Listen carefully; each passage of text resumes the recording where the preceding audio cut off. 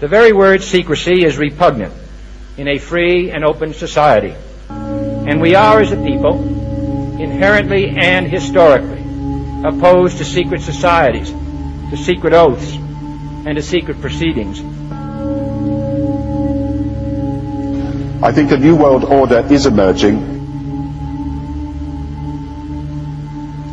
An inside job? How dare you? How dare you?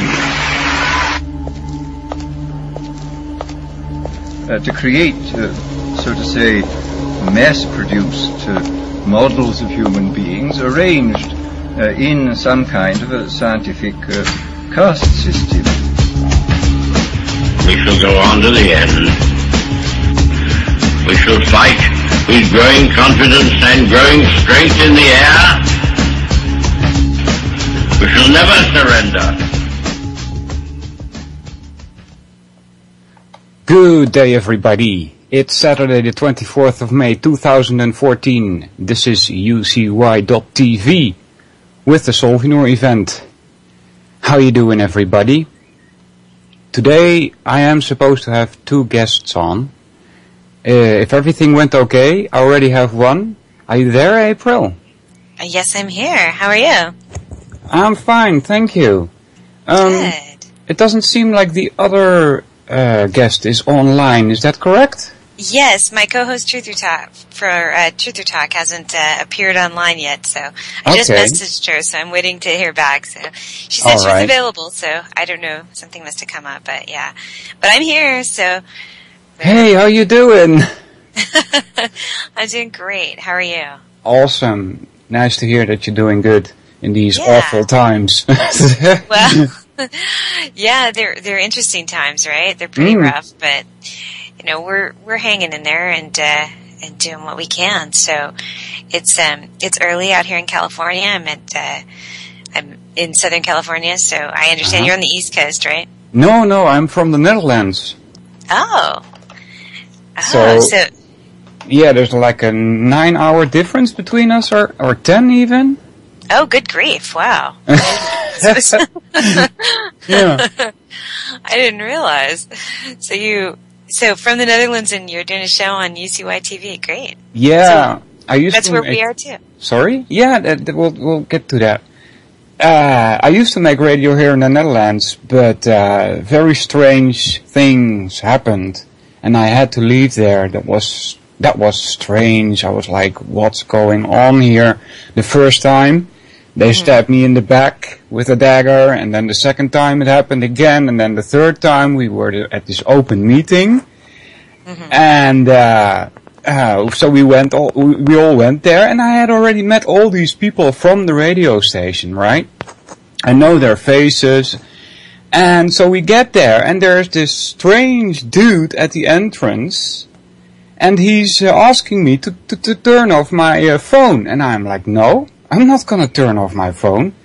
He says, well, you have to, because it's hurting people. And I'm like, what? Excuse me? If telephones are hurting you, then you shouldn't be in a big city like this, right? Right. And so, but he kept on insisting, and he physically stopped me from entering. So I'm like, what the heck is this? And so I refused to turn off my phone, and this kind of freaked me out, because it was a strange guy. And I went to all the other people from the radio station, and I said, do you know this guy? And they were like, well, no, but why don't you turn off your phone? So I was like, what? Excuse me? What's going on here, you know? So I left. Yeah. I was like, you guys can go yourself, you know? Right. So I had to leave there, and because 9/11 was a waking up call, a start of a waking up call for me. I figured, well, maybe United States is a better place to be. Yeah, and so what do you think? Is it? Yeah, I actually do, because I lived in Canada for 2 years, but my dad didn't want to immigrate. So every half year we went to the United States to get a visum for Canada again. And there is where I met some people who were walking around with guns, and I had never seen it in my life, you know. The guns are not allowed here in the Netherlands, you know. You're not allowed to defend yourself against criminals. Oh. And so I asked, are those guns loaded, you know? And I was like, what's going on here? And they taught me a bit about what freedom is. And I was like, you're correct. And so that's where I learned that the Dutch people, they don't know what freedom is. And Americans, well, I don't know how many of them, but I'm thinking that a lot of them still know what freedom is, you know? Yeah, that's a good point to bring up. You're right, because I think we've had more freedom than most. Certainly that's being infringed upon all the time. Mm-hmm. But you know, with everything under surveillance all the time, you certainly don't feel free everywhere you go. There's cameras and people are watching you. Sort of like, and you don't really have any say over it. You know, every street corner has a camera, and you're going, is it on? Are they watching me? I don't know what's going on. But so I think that's changing in that sense, that we are being infringed upon. But certainly, we've enjoyed a lot of freedom. Than a lot more than a lot of other countries across the world. So I will say it's worth fighting for. You know, we're trying to keep it. Absolutely. And our Second Amendment, or our rights to bear arms, is a sign of our freedom, and that's one thing that's been constantly they're trying to take away from us all the time, or at least like infringe upon. You know, not fully revoke. I don't think the American people would allow it, a full revoking of their gun rights, but certainly every now and again there's concessions to what you can own and what you can do, and you know, different states have different laws for it. So, but yeah. So, but you make radio also here, right? We do, yeah. Verstina and I have a show, Truth or Talk, on UCY TV that airs on Sundays at 2 o'clock Pacific time, 5 o'clock Eastern time, and we talk about, you know, these things. Like I see your Skype picture of is that the World Trade Center falling down? Well, that's the World Trade Center exploding. Being blown up. Yeah, because they bombed it, because they put explosives in it. Yeah, I don't think fire can do that, and I know that because I had an education in steel. So. Right, so there you go. So yeah, we talk about stuff like that, but we're big on the health issue. Health is one of our main focuses, because it's just it's an area of interest for both of us, because I have a vaccine damaged son. He regressed after vaccination when he was a year and a half. Oh, I'm sorry to hear that. Yeah, and he's autistic, and he's 9 now, so he's still severely autistic. So we're still struggling to try and restore his health from the vaccine damage. So it's a big thing that we're constantly talking about. And my co-host as well, she had some health issues growing up, and asthma and a lot of allergies. So we do a lot of shows on health, on just natural health, like trying to restore your health once you've been bombarded with vaccines or chemtrails or pharmaceuticals, GMOs, all these things that we know about and we're exposed to constantly. Yeah. And I don't know anybody who has never been exposed to any of these things.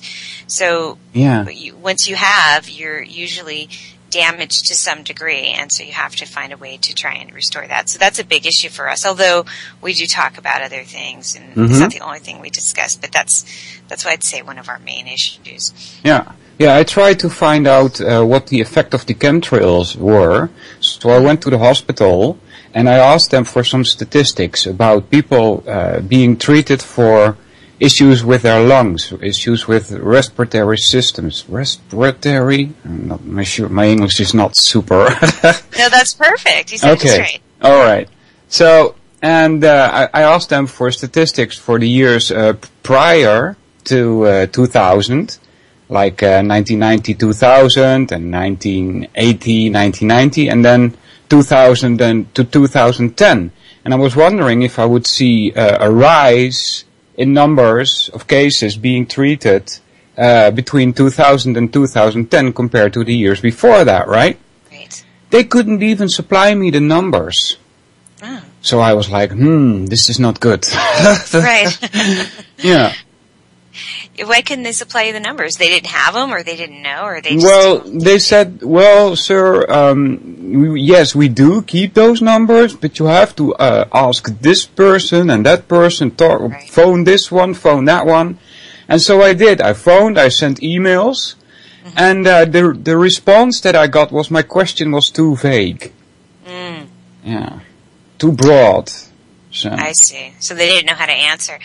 Yeah. It seems that what I hear most people complain about when it comes to the chemtrails is some people, after we've had a big spraying, like for instance, a friend of mine has asthma. And once we have a big spray, she then starts to have an asthma attack, which, she hadn't had since she was a little kid. She's in her 30s. So I think if the movie is correct, and I haven't done my own chemical analysis, so I don't know what exactly they're spraying, but if in the films, the Michael Murphy films where they did the analysis of the water and they found the aluminum and barium, what I know that aluminum does to the body is that it takes... it sort of has a sludging effect. So once it gets into your bloodstream and everything, your blood doesn't flow. It stops moving. And then you lose, this can cause, some believe, what are mini strokes in the brain. So you lose oxygen to the brain for short periods of time.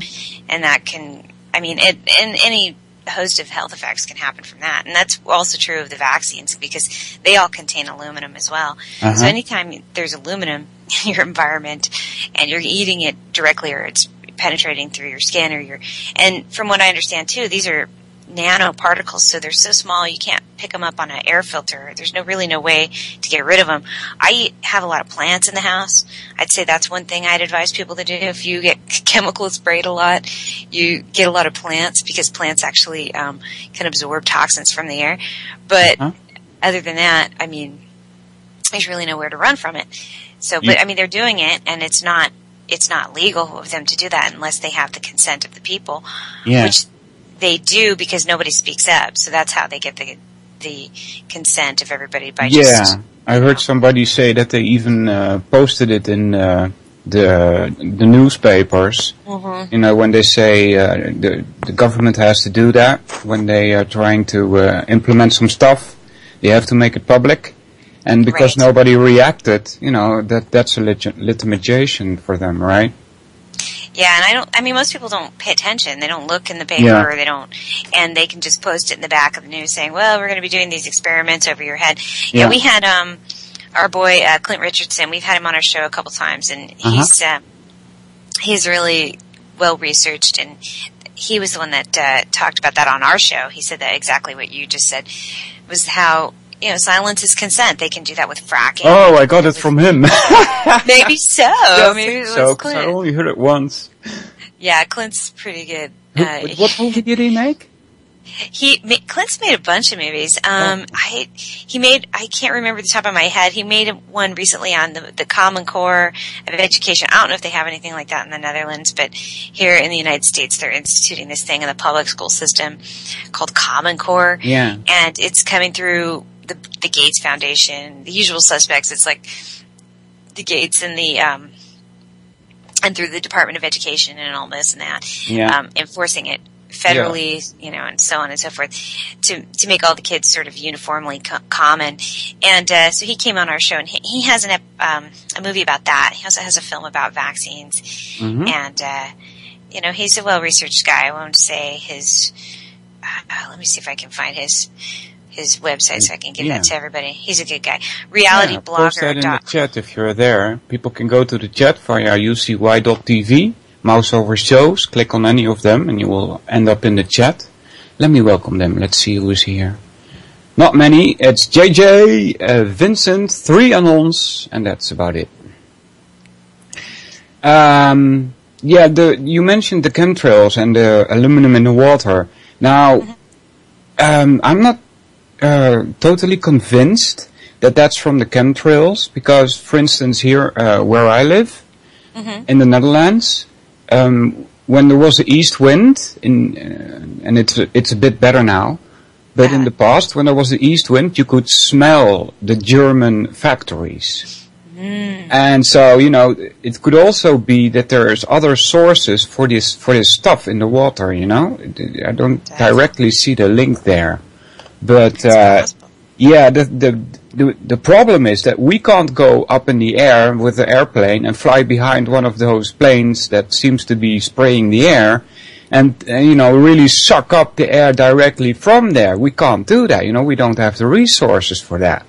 So that's a bit of a problem, right? Right. Yeah, it's true. It's a big mystery, isn't it? Because you might be able to see these planes, but I don't know anyone who's really been able to identify what they are. Are they drones? Are they like commercial planes? We don't know. Exactly. We don't see them, and we can't see exactly what's coming at them. We can see things that are, like you're saying, it's in the water, but there's so many variables, right? Because there's other things that could cause these toxins to get into the water. Yeah. So it's hard to say directly that it's coming from the chemtrails. Yeah, I tried to, with my binoculars, I tried to identify these planes, but I can't. They're too small, and it's just a blur, so...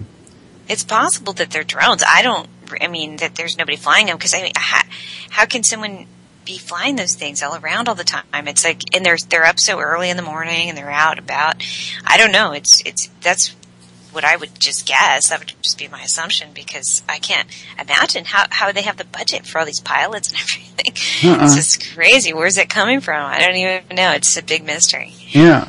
Yeah, the first time I saw them, I was like, this is not what is in my memory about these trails. They used to disappear all the time, Right. And so I talked to other people about this. I said, have you noticed these stripes in the sky? That's what I call them, right? Stripes in the sky. And they said, yeah, I've noticed. And I said, well, what do you think of them? And they just shrugged their shoulders, It's like, who cares, right? And so I was like, okay, why care, right? But after I woke up, so to speak, quote unquote, woke up, I was like, these chemtrails, there's got to be some agenda for it, right? Right, yeah. Do you have any ideas about what they are supposed to be doing? Well, from what I understand, just from having done the little bit of research I have done on chemtrails, and we had Dame Wigington on our show a while ago, actually before we had a show on UCY-TV. He's got a show on UCY-TV now, but before that, we actually had him on. He came on and talked about it, and I think the official story, what they're claiming through NASA and through these geoengineering programs, is that they're trying to somehow combat global warming, that it's supposed to stop or entrap the heat or something like that, but it actually increases the heat. So it's kind of counter for what they're trying to explain. They're trying to say that it somehow will prevent the sun rays or from heating up too quickly. But he's saying that it actually entraps the heat and makes it hotter at night, and then sometimes colder during the day, but it actually makes it hotter. So what would their agenda be? I don't know. Beyond that, I do think that there's eugenics plans, and then some of these pharmaceuticals and vaccines are a part of that. I don't think that's a big mystery. I think you can find that information out, but as far as the chemtrails go, I don't really know. Yeah, would you use the term depopulation? I would, yeah. You would? Oh, that's strange. Because I understand about this vaccination, it kills people, it really does. But when you look at the numbers, and I try compare those numbers with my small environment that I see, the cities, we seem to be growing. There's more and more people on the earth. So how do you talk about depopulation? Well, I don't know. That's a good question. I think because where I learned about it was basically through documents for the Rockefellers and others. We were discussing the control of the population. Maybe it's not necessarily to make it less, but to actually contain the amount, or contain it so it doesn't grow to a certain amount. But they talked about the use of vaccination, injection, what was the words? Injections. And another guest we've had on our show, Dr. Rima Lebo, has done extensive research on Agenda 21. Yeah, I don't trust her. I checked some of the facts that she was spouting, and she's lying. So. Oh, why would you say? Why do you think she's lying? Well, she mentioned in her video that vitamins are going to be gone. They're not. According to Agenda 21. So I looked up these facts, and the point is that they do want to change these pills, which is a bad thing, of course. Right. But they want to change the amount of vitamins from 100% to 15%. So, that's a lie that she's pasting. They're not going to be obsolete, but that kind of ends it for me. I don't research anymore. If I catch you in one lie, you're done, Oh, I see. Yeah, I'm a bit harsh. Yeah. So, I mean, I think it's a possibility that there's definitely a plan for depopulation. But, I mean, certainly from what I've witnessed and what I've seen, there's definitely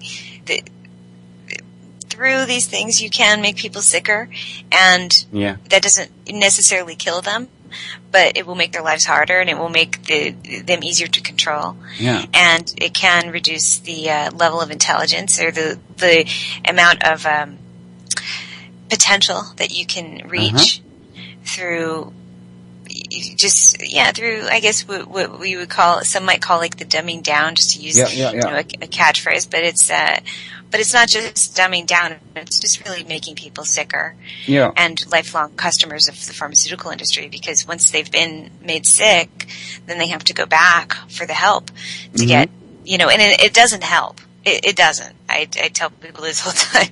And the people who, it's like, if you've been in an abusive relationship and you go back to the abuser looking for them help. To fix you. It's exactly. not, it's never going to happen.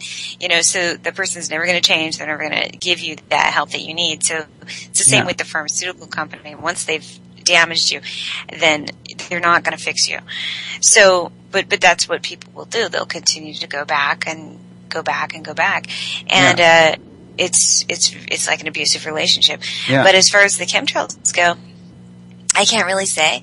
I mean, is it depopulated? I think it's a possibility for that. But as far as I know, the chemicals that they're claiming, because these geoengineering programs, what I think was the coincidence in the film, like you're saying, it could be from other sources. It could be that they find it in the water, but they also, it just so happens is the chemicals that NASA said they were going to use. So that's where NASA said that they were going to use these in the geoengineering programs. Yeah. So are they? So we don't exactly know, but because they're claiming that they haven't done it yet.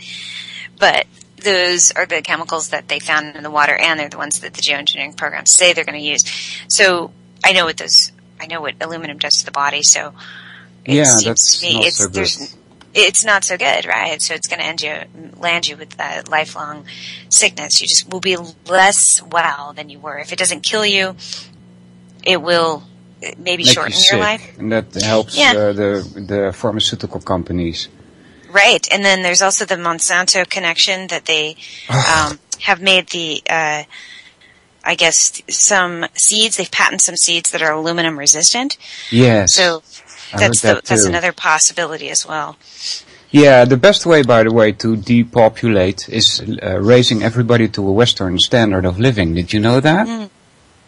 No, why would that be? Because it seems to be that if you're living in a poor country, you tend to have way more children because you want to secure your future. And because the people in the Western countries feel much more secure, they only have like 2 to 2.4 children, which would stabilize the population, right? Right. So, I don't believe there is such a thing as depopulation. I don't think they care, to be honest with you. They've got control, and that's it, as far as I can see. That's the main point, control of people. Right. Control of the mind, specifically. Right. Well, that's that's entirely possible. But I mean, just from coming at it from my angle, I have seen areas where I just find it really hard to imagine that they're not trying to kill certain people. Mm-hmm. Like, have you looked into the HIV testing? Do you understand that angle? I understand that it's a ridiculous test. Yeah. Yeah, but it has killed a lot of people. I mean, it kills people. Oh, really? Well, the test itself can kill you because if you come up positive, they put you on deadly black box drugs. Oh, yes, of course. Yeah. And so the test itself won't kill you. If you take the test, you come up positive and you walk away, you'll probably be fine. But if you take the test and you actually listen to what the doctors are telling you, and then you believe that you have a diagnosis of HIV and you go on these medications, you will certainly shorten your lifespan. So it's hard to imagine that these people aren't being murdered in a way. Yes. I mean, it's somewhat of a Holocaust in that there's so many I think it's an extended Mengele experiment, to be honest with you. Potentially. It could be experimental.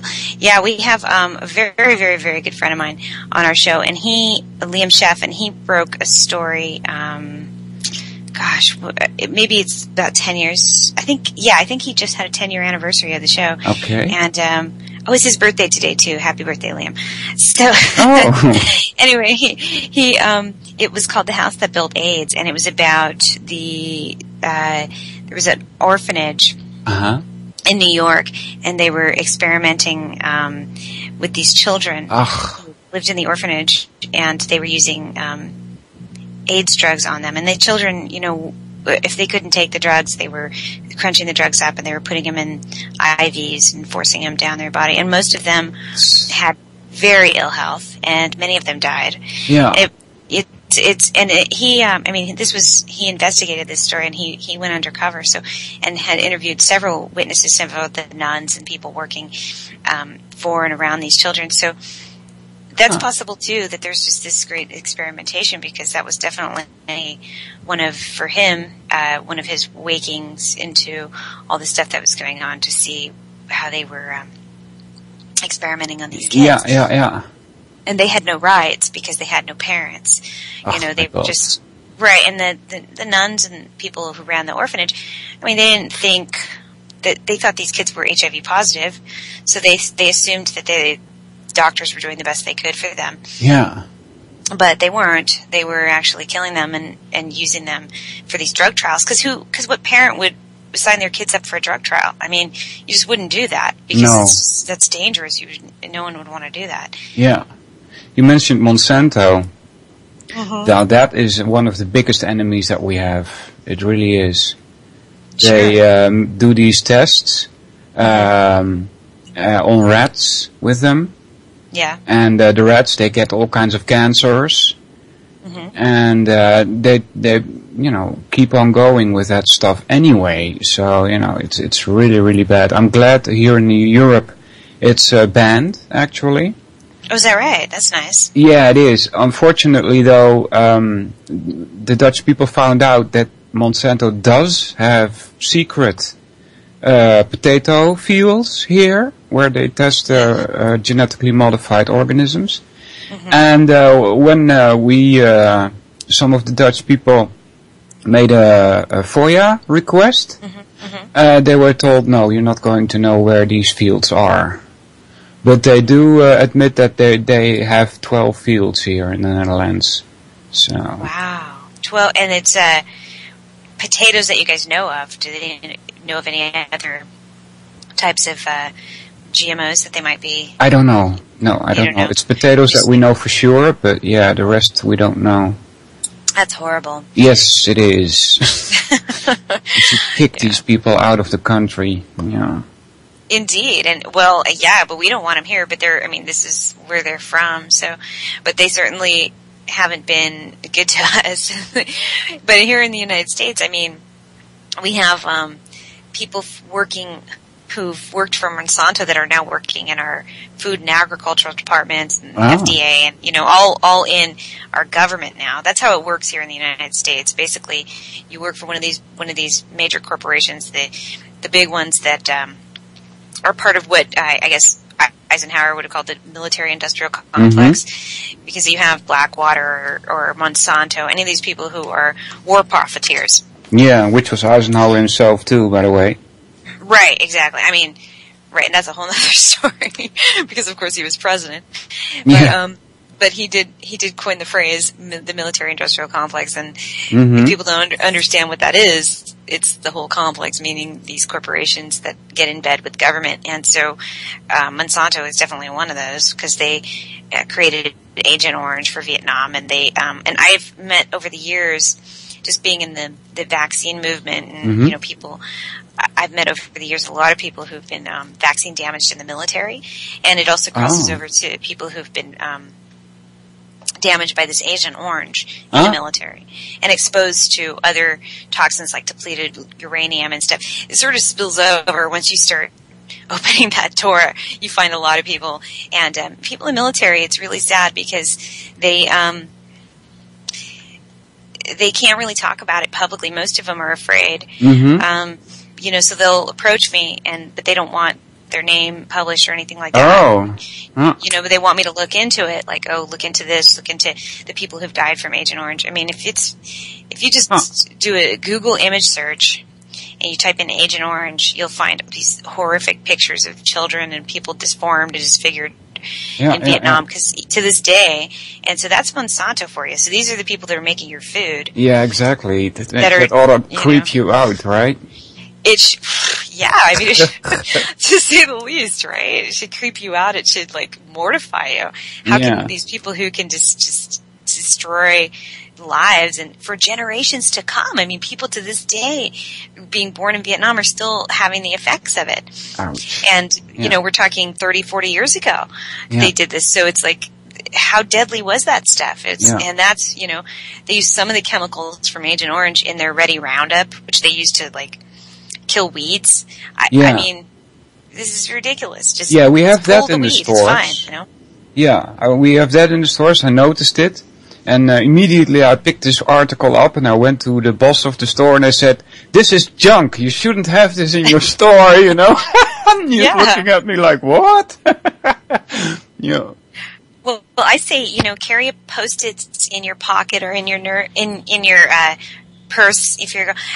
Do you know what I mean? Like the yellow sticky pads, that have like the glue on the back, you know? Yeah. I did this a couple times, and you go through the store and you just write something. You write your own disclaimer on the Post-it note saying, you know, this causes cancer or this causes birth defects, and stick it on the Ready Roundup. You know, that stuff is just, even when I go to the store and I'm sensitive like that. I walk down the aisle, I can smell it. It's like, it's a really like strong, potent.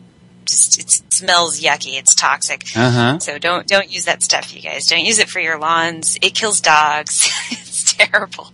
It does. Like, the dogs eat the grass, and they're like, dogs and cats are getting cancer these days. It's a big mess. All that stuff. But yeah, definitely bad stuff for sure.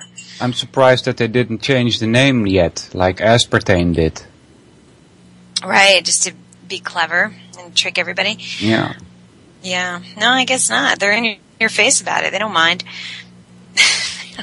Hey, let's talk a little bit about your website, shall we? Okay, sure. Yeah, of course. I think I went there and I think it looks awesome. It looks very neat, very organized, and looks like somebody does a lot of work to keep it like that, you know. Yeah, Truth or Talk. Sorry? That would be mostly is done by my co-host Christine, who's not with us right now, but she does most of the website. So yeah, there's nice pictures with every show episode, and truthertalk.com, guys, check it out. Truthertalk.com. That's it. Who is the Torch family? Oh, Kim is a friend of mine, and we've been friends for a few years, and she had an incident where her son, she had I think he was 13 at the time, had done some graffiti in the neighborhood. He had painted on a wall or something, and he got caught.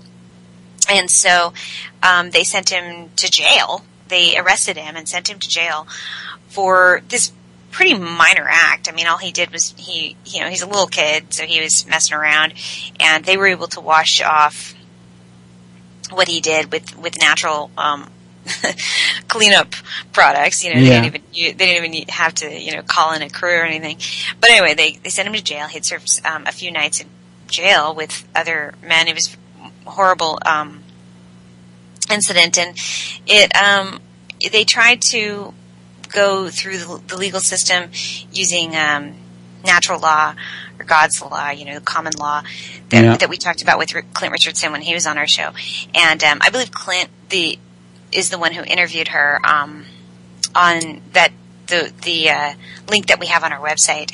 And anyway, so since then, this family has just been going through living hell. I mean, they're doing the local neighborhood police. They're in a small town, and the police department in their town has been just doing nothing but torturing them. Oh. I mean, just horrible things. You know, sending CPS over for no reason, coming in through their house and raiding their entire house and looking for things through their bedrooms and looking through her underwear drawer, like they're going to find. I mean, it just bizarre stuff like that. Saying they've arrested her husband.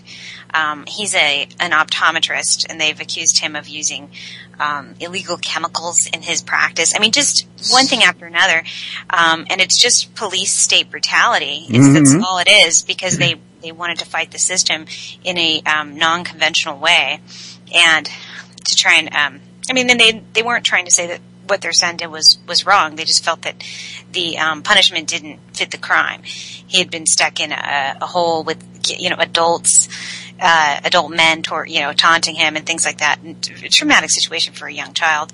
And so they didn't feel that it was fit or fair, and yet by fighting it, they've been doing nothing but harassment. So this link that we have on our site is to help them with their legal fund. If anyone is interested in looking into what's going on in their case. Yep. Support the Dorch family. Yeah, that's a good one. They need it, and they're still going through it. It's been over a year now, and it's still, you know, they're still dealing with it. They can't seem to shake it. So it's pretty bad. Yep. You also have possibility for people to buy T-shirts. Is that correct? Mm-hmm. Our Conspiracy Realist T-shirt is those are. I mentioned Liam earlier in the show. Liam Chef called himself the Conspiracy Realist. We thought it was cute and funny. We put it on a shirt. Yeah. And so that's our T-shirt. That's the only one we have right now. But we have a bunch of ideas. We're hoping to get more shirts. We want a Monsanto shirt, anti-Monsanto shirt, something funny and clever. Yeah, we like to use humor in all our stuff to kind of be a little. I don't know. I mean, how do you feel about that? I like to keep it light sometimes and have a sense of humor. It's hard not to. You must have a sense of humor. Right. Otherwise, you're not going to survive it psychologically, you know? Right. It's too hard. It just hurts if you don't. Every day it hurts. It does. It does. Yeah, it's awful. So we try to keep it with a sense of humor, and that's so we have a bunch of shirt ideas that we want to do, make them funny and cute and fun to wear, you know? Not just crummy, like, I don't know, like the stuff they have on Alex Jones's page, the InfoWars shop, something like that. You know, it's like, I don't know, it's generic or whatever. That's a scaremonger. Got him in lies as well, you know. So. Yeah, I mean, right. I mean, we don't want to do that. We don't want to scare people. You know, we want to try and empower them and help them figure out a way out of it, or at least to the best of their ability. You know, if you're fighting Monsanto, a good way to do that is to buy your own seeds, plant your own garden. Spiron seeds? Buy your own seeds. Oh, buy your own seeds. Yeah. Get your own like rare. I do actually. I planted a apple and a pear tree this year. And I have strawberries and beans and capucinus. I don't know, that's Dutch, but don't know what that is in English. And knoflook, I don't know what that is in English either. But I've got it all in my garden, you know. Well, that's lovely. Yeah. See, here in the United States, I mean, where I live, it's we don't have a lot of space. We have an urban area, but we have a small apartment, but we have a porch, and we planted a bunch of stuff out on our porch, and then we have a community garden that we rent a plot from. All right. And I grow, chard and onions and radishes and all kinds of stuff. So I think that's a good way. Just having the seeds on hand, so you're not at some point it could be. I mean, right now they're easy to get still. You can still get seeds everywhere. But if Monsanto had their way, I'm sure that wouldn't be the case. Yeah, it's a good idea to make your own seed bank even. Exactly. So that if the bomb falls, so to speak, and you do survive, you can at least plant something. Yeah, exactly. And you want to know what grows where you live so that you can have, like you're saying, you're growing local stuff that you'd find in the Netherlands. You would want to do that wherever you are here in the United States, because it's, most of the stuff that we grow now, like here in California, we grow so much stuff that didn't originate here. It came from Europe. But we have it here now, and it thrives and it does well because we have water access. We can irrigate the water. We can send it up from other places. But if ever there was a drought and we weren't able to do that, then, you want things that are going to be native to the area. So that's always a good idea, too, to kind of hold on to those seeds and keep things that grow naturally in your area. On the website truthertalk.com, there's also a link to Facebook. It's facebook.com Truthertees, is that correct? Yes. Yeah, we used to call it Truthertees and Truther Talk, but it's just Truther Talk now. All right. So, but they can find us on Facebook, Truther Talk. Oh, Truther Talk. All right. Yeah, they can find us on Facebook. Are you on Facebook? Well, yeah, but I try not to log on that too much, because once I start it, I don't seem to be able to get away from it, because there's so many things you can do. I know, it's addicting, right? Then I'm like, wait a minute. I'm not going to spend hours and hours on Facebook when I could be doing other more useful stuff. But, I do have a Facebook. I believe it's Solvinur, just like that's my nickname. Oh, okay. I'll have to look that up, because I didn't see that. Yeah, I'll send you a friend request later. But, Solvinur, I made that name up. It's, even before I woke up. It's a combination of two names, Solbrender and Snævinur. Those are two horse names of Icelandic horses. Oh. Those are really smart animals. And I was at a friend's house. Well, it's not a house really, it's more like a church. He bought a church that used to be a nun's place in 1850 or so. And they got a huge slab of land with it. And his wife, she taught me a little bit how to train horses. And so I tried to train one horse, especially make him aware of his hind feet, because they're kind of unaware of that. And I noticed then that they pay attention to you, they look at you, they try to understand you, and they show when they have understood you, Wow. So, it's really nice horses. Besides that they're very smart, they have, like a normal horse, it has walk a little faster and walk very fast, or how do you call that? Run? Yeah, but there's special terms for that, right? Trot or gallop? Gallop, yeah, things like that. Yeah. But an Icelandic horse has two extra. It has a tilt, and which is very nice, because it's like not walking, but not running very, very fast. It's kind of like in between them, and when you get them to tilt, it's like you're floating over the air. It's really amazing. I think them horses developed it to reduce the stress on their bones, because it's like you're driving a car. You're not going up and down, so that's really awesome. And then they have another way of walking, and that is really, really fast. And they have speed runs also with those horses. Yeah. And so that's where you got the name. Interesting. Yeah, that's where cool. I got my name from. Solbrender was the horse that I tried to train. And Solvinur was the main horse on the farm, who was responsible for making little horses, you know. Yeah. You're making them little. Do you still ride? I don't. When I did for the first time, my friend's wife said, "Hey, you're a natural," because I don't know how, but it really felt good, and it felt as if I had done it before. But it was the first time on a horse, and it was just awesome. Yeah. It's really nice to ride a horse. You know, it's funny. I have recently started to feel that maybe I'm allergic to horses, which is weird because I grew up around. I know, isn't that weird? I'm really bummed about that because my grandfather was a horse trainer, and my uncle was a jockey. So he rode horses for a living, and so I grew up around him. And then my son, I have, as I mentioned before, my son with autism, he goes to therapeutic riding. And it's really amazing, like you're saying, like you talk to them and they're aware of you, like you can tell they understand you. And it's not the same type of horses that you're describing, but they're very well trained and they're really smart. And, he goes to that, and he too is a natural. Like, he goes on the horse and it's very easy for him. He has no fear. Some other kids his age or kids on the autistic spectrum are afraid right away, and they don't, they have to warm up to it. But for him, no fear. He was on, boom, he was done. He didn't he never wanted to get off. But yeah, I get around the horses. I used to volunteer there, and I'd walk away with like sneezing and my eyes hurting and things like that. It's horrible. Huh. Oh, that's not good. That could also be, it could not be the horses, it could be from the hay.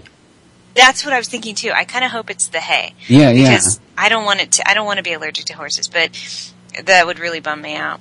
But from what I understand, a lot of people are, and I think I had the same with the hay, because I used to help out there, and when I give the horses some hay, it would tear me up, and my nose start running, and bad breathing. But I think that's from the hay, not from the horses. Yeah. I hope so, because the hay, I can live with that. But yeah, it's awful. My eyes get really red and it hurts, so I had to stop volunteering there. I used to work there at the horse. That's too bad. I know, right? It's terrible. Yeah. But yeah, that's neat. It's neat how you got your name. I just got a note from my co-host. I don't know how much longer you have on your show, but she finally came in. I guess we have lots of time left. Oh, you do? So you want to? Yeah. We can bring her in. For gesprek, I just invited her. Fantastic. Let's see. Hello. Hey, Fierstein, how you doing? Oh God, I'm so sorry. Hi, guys. Oh, don't be. It's all right. Oh, Jesus. Hi, nice to meet you. Yeah, likewise. How you doing? Great. Where are you? What am I? No. Where are you? Where in the world I'm in are the you? Netherlands. All right. Awesome. That's all right. Long way from the United States. Yes, I know. I've been to the Netherlands for an hour. For an hour, going to the Czech Republic. Oh. So. I didn't get off the plane. All right. Welcome. Yeah, so. Your host, April, is also here. Hi, V. Yes, hi, buddy. What's going on? Hi. Yeah, we're very close. We're very, very good friends. Yeah. Yeah, we're what's going on? Same as you. I'm on the radio. All right. Happy Saturday. We got 1 hour and 10 minutes left or so. Oh, perfect. So. Oh, perfect. Okay, well, I'm not super late. No, that's all right. Are you also doing work on this website, truthertalk.com? Yes, I am. I think it looks awesome. Oh, thank you. See you there in the Truther rant. Is that correct? Yes. What are you ranting about? I was ranting about there's this video, I don't know if you've seen it, but it was called Iran Facts. And it was a video it was a propaganda video basically demonizing Iran. Okay. And it just made me so angry because, I was reading the comments below and a lot of people were falling for it and, just saying, oh, those Iraqis or Iranians are horrible people and they should be destroyed. And it just oh my God. it was awful, and I was really angry, and I wanted to say something about it because it's not true. Basically, it was basically I think a video that was trying to prompt people to hate Iran so we can go to war with them. I think. Yeah. So I was ranting about that. We do a little truth or rants every once in a while. April has some too on our YouTube channel, but the latest one that we do, I just I put it on the webpage. So that was a while ago though, because we've been on hiatus for a minute. So you've been on hiatus. Hey, hiatus. Yeah, hiatus or break. Yeah, hiatus. Yeah. YouTube is youtube.com/user/truthertalk. That's it. All right, people, check it out, guys. That's our YouTube channel. I'll put it in the chat also. There's a few people in the chat. 14 at the moment. So let's see. Oh, that doesn't work, that link. I'll figure that out later. Dan has come. JJ has arrived 3 times. And 5 or 6 Anons are there, and Joe is there. Welcome, everybody! Hi, everybody. What's going on? If you guys have questions for either of my guests, please paste them in the chat. I'll try and keep an eye on them, and I'll see what I can do there. Yeah, that's strange, right? Why doesn't a YouTube channel link... Oh, because of the S? Would that be it? In the what are you looking for? I'm trying to link your YouTube channel, but it came up blank. Maybe if I remove the S from HTTPS. Is it? Well, you can go to the web page, and there's a little icon on the left that has like a YouTube. Yeah, that's correct. Icon, and then click on that, and then it can go. It should take you straight there. If not, let me know, and I'll have to fix it. It does take you straight there. Okay, good. I tried that. Got you. Perfect. Yeah, somebody was complaining that their Explorer went nuts on your website, but it's not on mine, so that's okay. Maybe the browser. It depends on the browser too, but I haven't. I mean, I've tried. I haven't tried Explorer in a long time. It was working with Explorer, but I know I use Torch, Google. What's the other one? Safari, Firefox? And I don't have any Firefox. Yeah, I said Google. I mean Firefox, Torch, Safari, and I haven't had any problems. But awesome. Yeah, because sometimes they tend to not work on different browsers, right? Yeah. It depends on the software, and it's a WordPress site, so Yeah. But WordPress, from my experience, doesn't really have that many problems. So no. If they're listening and they're trying to get to the website, maybe change the browser and see if, you have any success with that. All right. Hey, listen, if you have any questions for me, please do ask. And I'm going to ask you, both of you, if you would please tell the listeners what happened that you got into the alternative media, or what happened that you, quote-unquote, woke up. Kristen, you want to start? Yeah, I mean, did you ask April this already? No, I don't know. I'll start. Yes, I'll start. Oh, okay. Well, wow. It had a lot. My awakening process is very slow. Oh. And I guess I would say I've had people try to tell me a lot of the things that I know now, like years and years ago. But I never really. I don't know. I just it went over my head. Or maybe they came at me with a lot of anger, so I was just closed off. I didn't want to hear it, because I think a lot of people, they wake up and they get angry, and then they try and tell you, and then they have this like angry vibe about them, and then they yell at you, and then you don't get it, and it just becomes like this back and forth. So I think one of the things that started was I've been a teacher. Or a substitute teacher, and I worked a lot in special ed. That's how I made a lot of my money, subbing special ed.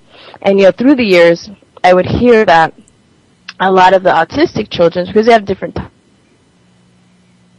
types of children, they're classified as slow. There are children that are classified as autistic, and there are children that are classified as Down syndrome, and then we have maybe a few other disorders. Anyway, so I would hear for years, the parents and teachers talking, that they thought the vaccines, turned their children autistic. And never really thought about it. I never judged either, but I never really thought about it. I would just hear it and just like, oh, that sucks, or that's interesting. Then, and then April's son, was vaccine injured. Yeah. And he was talking. She's probably going to go more to that, but he was talking and he received his MRM, and then he just started to regress. And, I also, so April started telling me a lot of things, and then I knew I had a cousin that was autistic, but I was closer to my cousin's mom, if that makes sense. So her daughter was autistic, and I didn't know why though. Mm-hmm. And actually, I hooked my cousin and April up together because when her son was diagnosed, I was like, well, I have a cousin that's autistic, maybe her mom you. And then I started out stuff from my cousin, because my cousin never really, my cousin lives in New York, which is on the other side of the country, and we were closer when we were younger, but we just kind of lost touch, and okay. I didn't really know. And then once you start researching the ingredients in vaccines, then you start researching the money behind, and then you start getting to the pharmaceutical industry. Yeah. And then, it also had to do a lot too with my own health, because I'm asthmatic and I've been looking for a way to cure my asthma, through the years. And, it's very, they tell you asthma, they say, oh, it's something that you're going to basically have to live with the rest of your life if you don't outgrow it, So I started looking into natural remedies and raw foods, and the deeper I looked, then I started, coming across Agenda 21, and, everything just kind of comes full circle once you really go deep. Yeah. All of these paths all these rabbit holes start to merge, and you finally start to see the bigger picture. Yeah. So, I moved to Taiwan, for 2 years. Oh. And April and I, we would talk, and it was the perfect time for her because her kids were in school. So we would literally talk for like 3 or 4 hours a night, like after I would come home from work, I would be at home grading papers, and then, I would just, that would be perfect, basically, because I didn't have to work until the evenings. And then, April and I would be up until my time would be like 4 or 5 o'clock in the morning. And then April, would be like 2 or 3 in the afternoon from 1, whatever. We would just be talking, and we were just like, God, we just found this, it was very fascinating too, because all of this knowledge that we were acquiring, and we were just like, why isn't this on the mainstream news? And April's like, we should have a show. I'm like, yeah, we should have a show. We just did it. Awesome. And I think it was, one of those, when there's a will, there's a way, because I didn't really know anything about websites. April didn't know anything about editing. We just threw it together. We just gathered all the knowledge that we could, and we just made it happen. Awesome. And it happened so fast. Yeah. Right, and we were shocked at how many people were willing to be on the show. We got just about everybody we asked for. Most of the time, people would respond and say yes. So we were like, okay, well, great. So we had all these really cool guests, and people talking about, all sorts. And I think it was, for us, it's kind of a way to take what she was describing as these long conversations that we have and put them out there in the world. Because as you probably experienced, I think a lot of us have, who end up getting into the alternative media, it's like you just want to put it out there, and so many, you're falling on deaf ears when you try and talk to people, and it's so frustrating. You're like, well, how am I going to help change things if people won't even listen? They won't even give you the time of day. So it gives you an outlet to kind of to have people on who maybe have expertise that you don't. You can follow people from certain areas. Like I said, we do a lot of stuff on health. We focus on that a lot just because, like, how she described her health issues and the health issues of my son, it's just something that is important to us. So it's a learning experience for us as well. Like, we like researching and learning about our guests, because then we actually learn more about the things that we want to know about how to cure ourselves. We've had a couple of people on our show who talk about cancer. And if you get into that whole thing, that's just like with the vaccine industry. It's a huge rabbit hole in and of itself. But we also learn from them, because then they teach us how to heal ourselves. And that's empowering to the people. I think there's nothing more empowering than being able to control your health and be able to restore your health once you've been damaged by some of these things. And so that was a huge part. And And, as she described. So it was really fun, and we just kept doing it, and it was sort of a labor of love. And, finally, I guess we got found by UCY TV. We're here now on this network, and I guess that's great because we did it for a long time. We did it on our own, so we just, and here we are. Like podcast? Blog we Talk, did Blog Talk. Blog Talk, Yeah. Yep. Yeah. So, but it's funny, April, right? I'm sorry, I didn't mean to cut you off. I was just saying, it's funny, April, right? That was how we just threw it together. We were just very determined and very passionate about it, and and I don't know. I mean, it's kind of a miracle, I think. Yeah, it is. Would you recognize like two phases in your life? One where you were quote unquote asleep, and one where you were quote unquote awake. Definitely. Yeah, and, me too. It's funny. I think our first episode, what we did was interviewed each other about our waking process. Yeah. And I remember, 10 years ago, I went on a date with this guy, and this guy, now that I think about it, he was fully awake. At the time, I thought he was out of his mind. Because so a lot of times we talk about that on the show that, we tell people maybe they should have patience and people kind of awaken in their own time, but it gets very frustrating because we're on a time crunch. We need people need to start waking up at a faster pace, I think. But I remember dating this guy, and I wanted a car. I think I was living in San Francisco at the time, and I wanted to get a car. And he got mad at me because I wanted to get a car. And he just starts going on. Wait a minute, He's got good about the environment, and you dropped out there first. And start over where he got mad that you wanted the car. Oh yeah, he got mad that I wanted a car. Why? So he goes on this environmental rant. He was just saying that cars are evil and cars ride upon the dirt because the dirt is dead. And I remember we were walking down the street and there was a mound of dirt, and he was like, "See this dirt? This dirt is dead." And he just starts stomping on it. He goes off. He starts going off about the government and just all this stuff basically that we know now. He just starts rattling it off, and I'm like, "What are you talking about? I just want a car so I can get to work. Leave me alone." Yeah, I get you. Yeah. And I had a couple other friends too. I had this girlfriend that was really into the Illuminati. We would go out places and she would point out something. She was crazy. I just wasn't in. I don't know. I was like, okay, I guess if that's interesting. Right? Yeah. Yeah, because you're breaking up again. Oh, I'm sorry. Maybe. That's no problem. Do you take breaks? Maybe on breaks I can change another computer. No. We don't take the connection's breaks. Better. But if you want to change, that's fine. Yeah, Illuminati. I got a word of that also. I think Bill Cooper was the one who taught me a lot about it.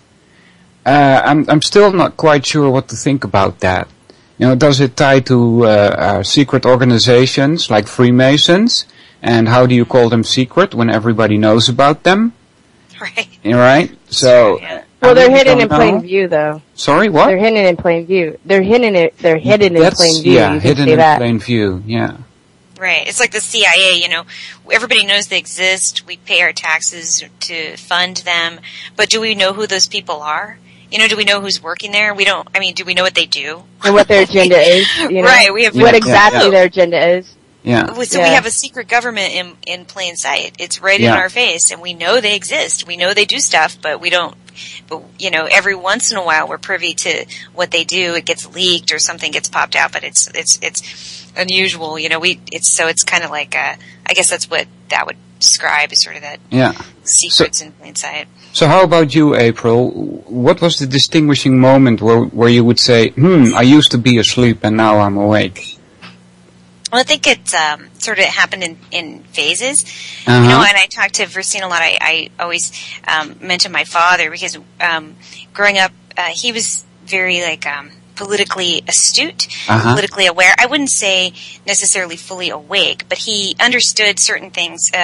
He understood about the false right-left paradigm. Okay. I remember being a little kid and saying, "Dad, are you a Republican or are you a Democrat?" And he goes, "I don't believe in that. I don't follow one or the other. Okay. You always look at a person as an individual." And that kind of surprised me because I was kind of looking for a concrete answer.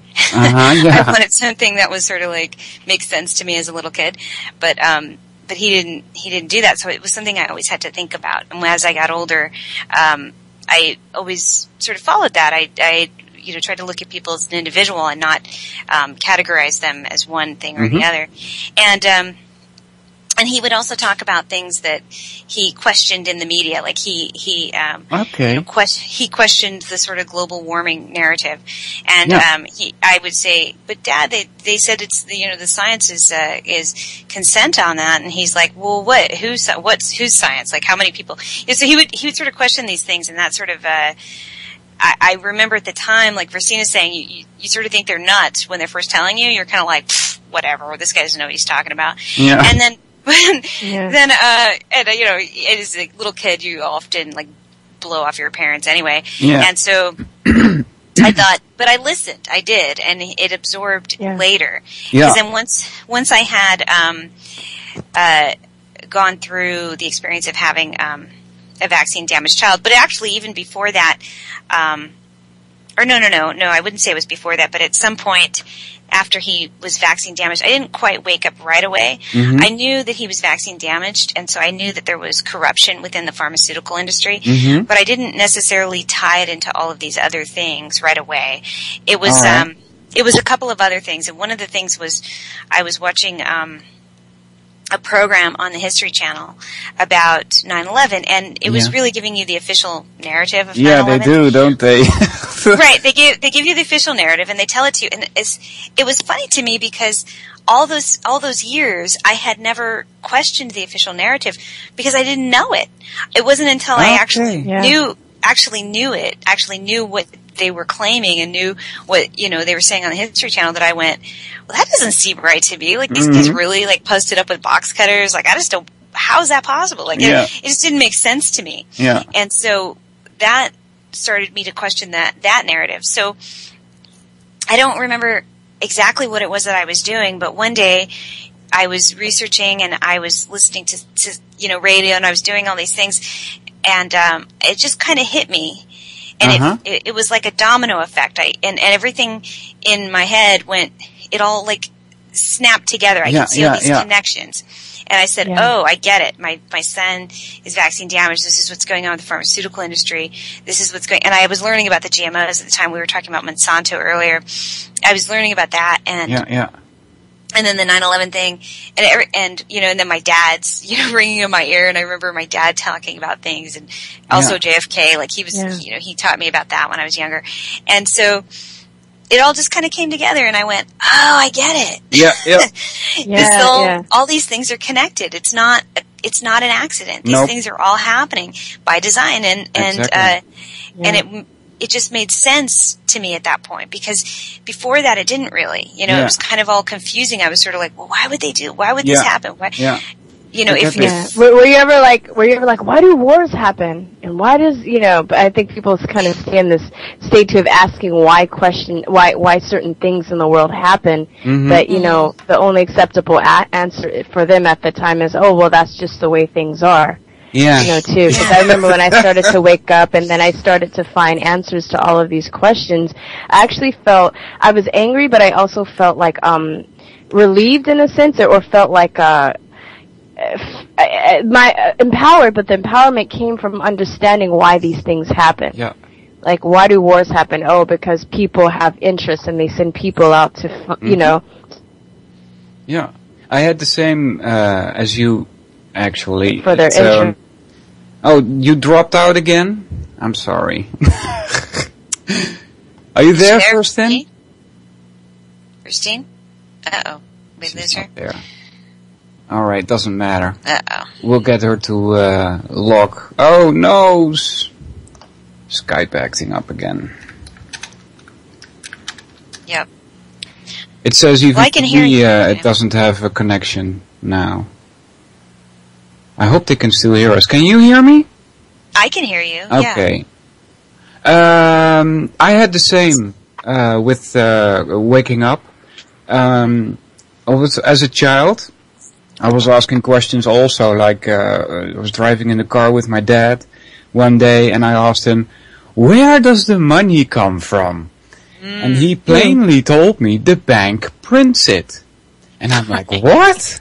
How can that happen? How can people trust the bank, you know? Right. Wow. How old are you? When I asked Do you remember? Yeah, do you remember about how old were you? I was about 6 or 7. Wow. Yeah, I always had that. I always questioned and I never trusted anybody.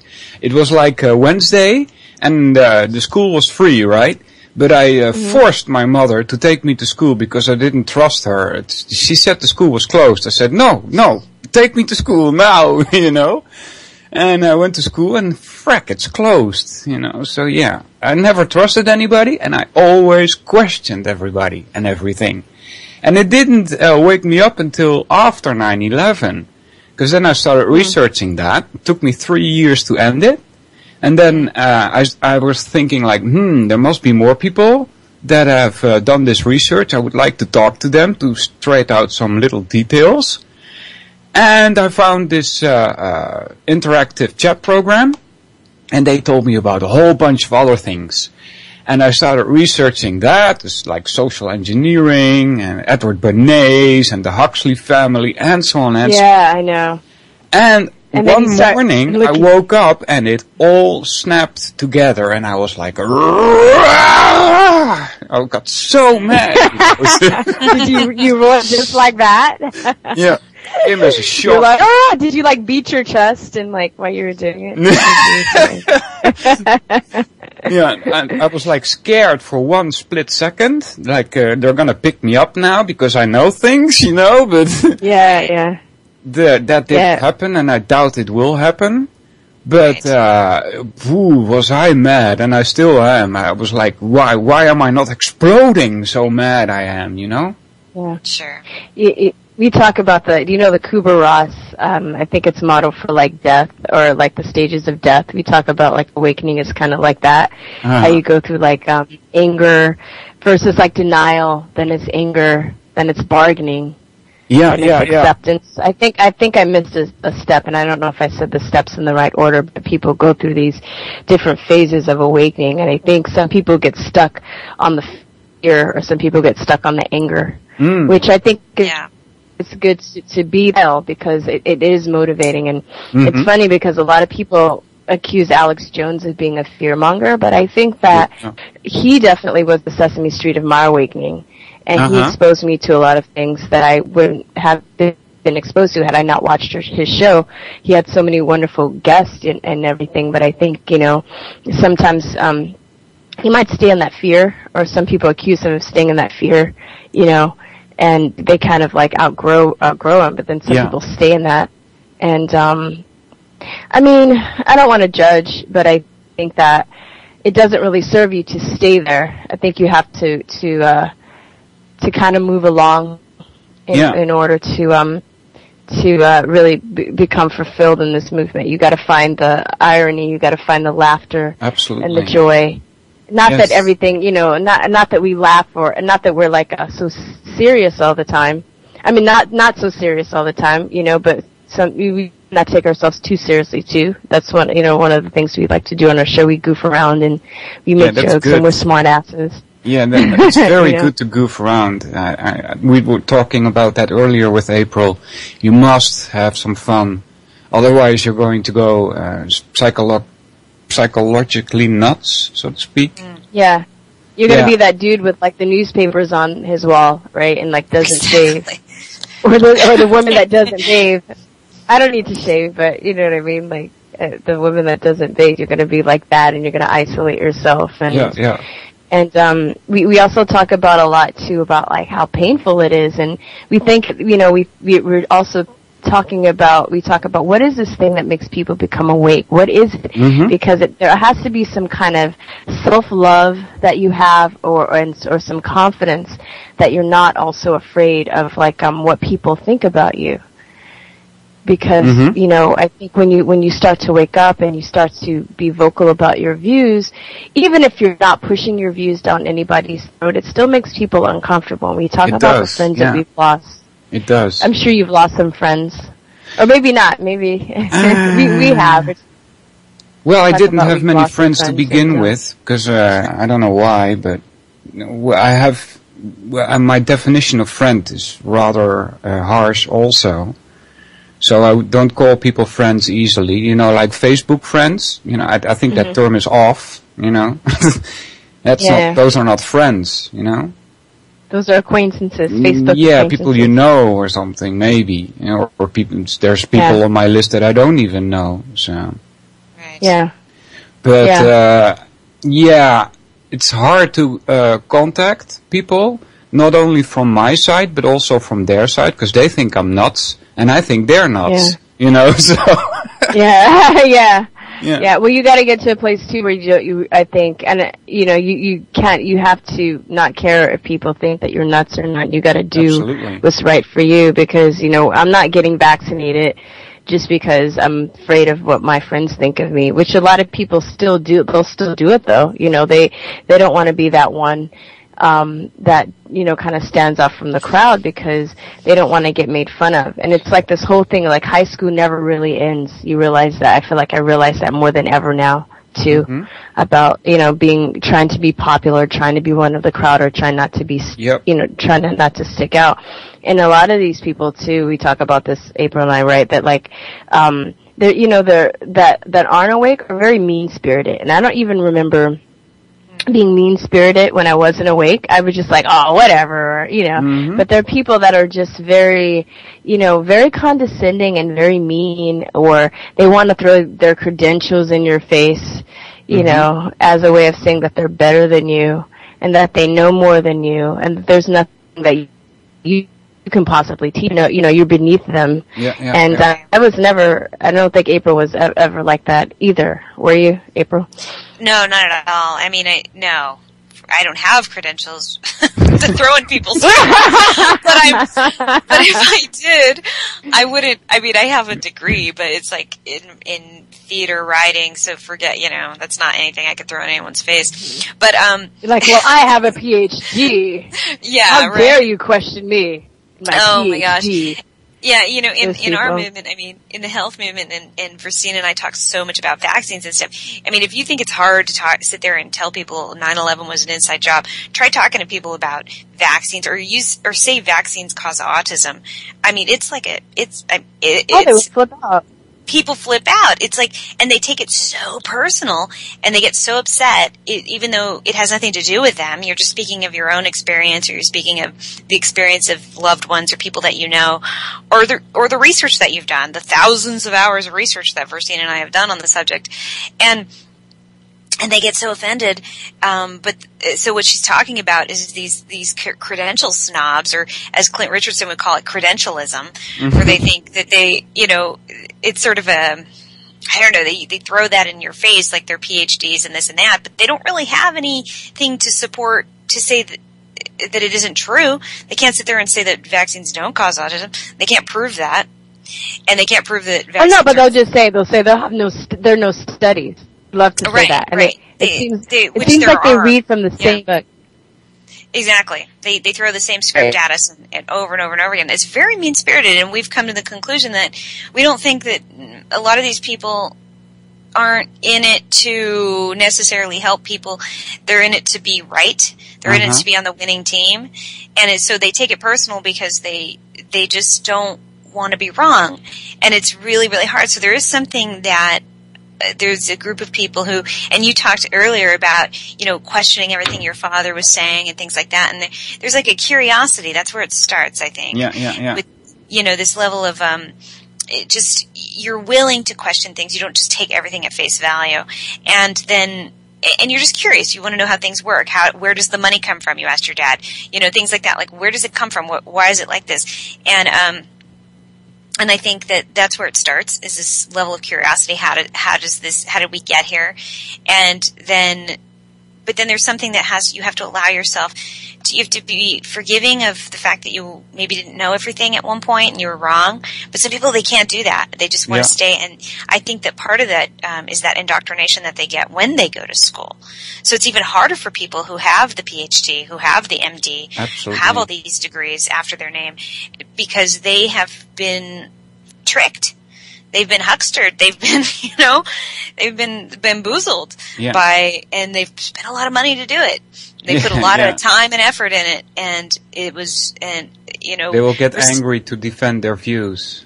Exactly, and Verstine says that she often says how the people who go to medical school, they should ask for a refund. They should all go into a class action suit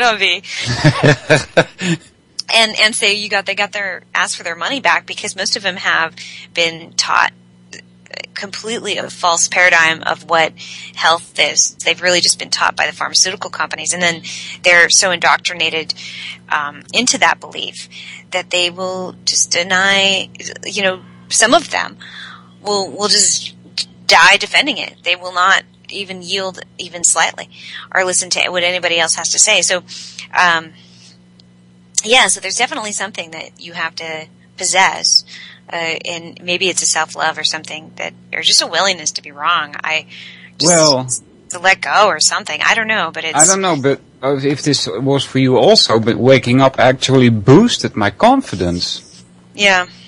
So, well, let's see. We're talking with Verstine. Let's try calling again. Okay, because she got booted somehow. Yeah. Oh, how mean, Skype. Let's see. Put it back into the thing here. All right.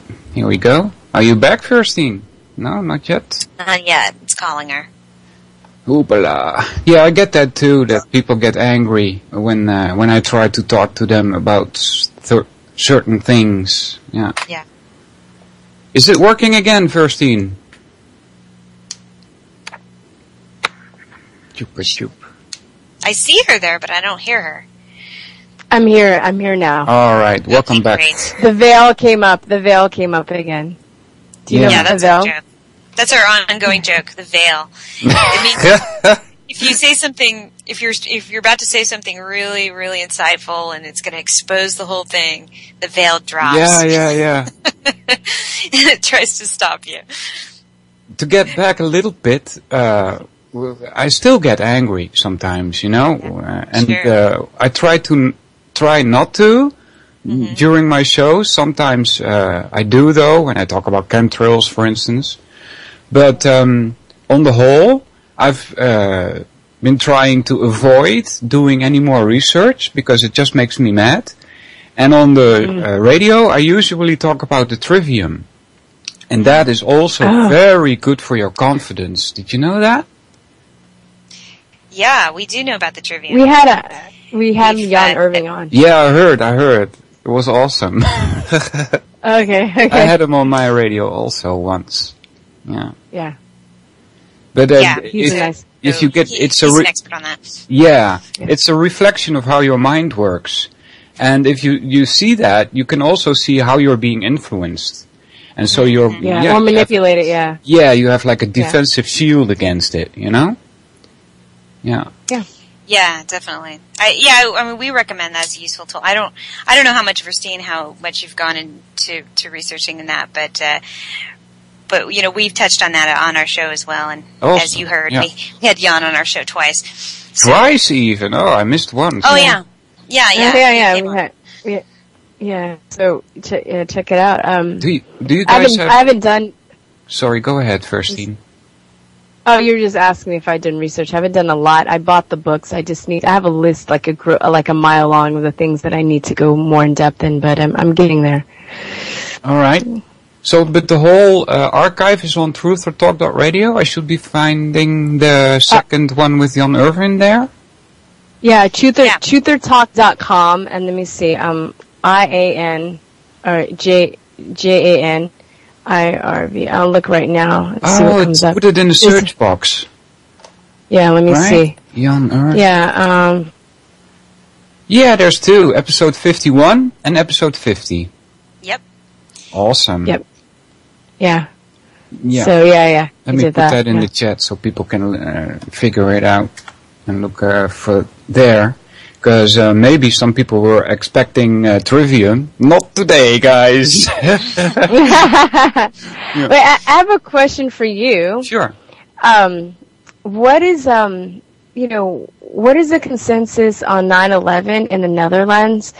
And what do the people in Netherlands believe? And also, What is it like being awake in the Netherlands from your point of view? I guess maybe you don't have anything to compare it from because you're not from the U.S., but I'm just curious about other people in other countries who are experiencing this awakening and what it's like for them. Yeah, I get your question.